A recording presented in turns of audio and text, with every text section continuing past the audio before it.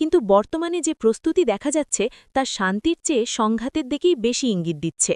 সাধারণ মানুষের উপর প্রভাব কি হবে? যুদ্ধ হলে তার সবচেয়ে বড় শিকার হয় সাধারণ মানুষ। তেলের দাম বাড়বে, খাদ্যপণ্যের দাম বাড়বে, প্রবাসী শ্রমিকদের নিরাপত্তা ঝুঁকিতে পড়বে, ভিসা ও চাকরির বাজারে অনিশ্চয়তা তৈরি হবে।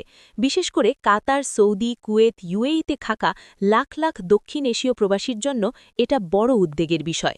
শেষ কথা, পালানো না নতুন যুদ্ধের প্রস্তুতি? সুতরাং প্রশ্নের উত্তর স্পষ্ট, এটা পুরোপুরি পালানো নয়, এটা কৌশলগত পুনর্বিন্যাস, বড় সংঘাতের আশঙ্কায় ঝুঁকি কমানোর চেষ্টা। কাতারের ঘাঁটি থেকে সেনা সরানো মানে আমেরিকা বুঝে গেছে মধ্যপ্রাচ্যে যুদ্ধের মানচিত্র বদলে গেছে। এখন যুদ্ধ হবে আরও ছড়িয়ে ছিটিয়ে, আরও প্রযুক্তি নির্ভর, আরও অনিশ্চিত। আর এই অনিশ্চয়তার মধ্যেই দাঁড়িয়ে আছে পুরো মধ্যপ্রাচ্য। আপনারা কি মনে করেন, মধ্যপ্রাচ্যে কি সত্যিই বড়যুদ্ধ আসছে, নাকি সবই কূটনৈতিক চাপের খেলা?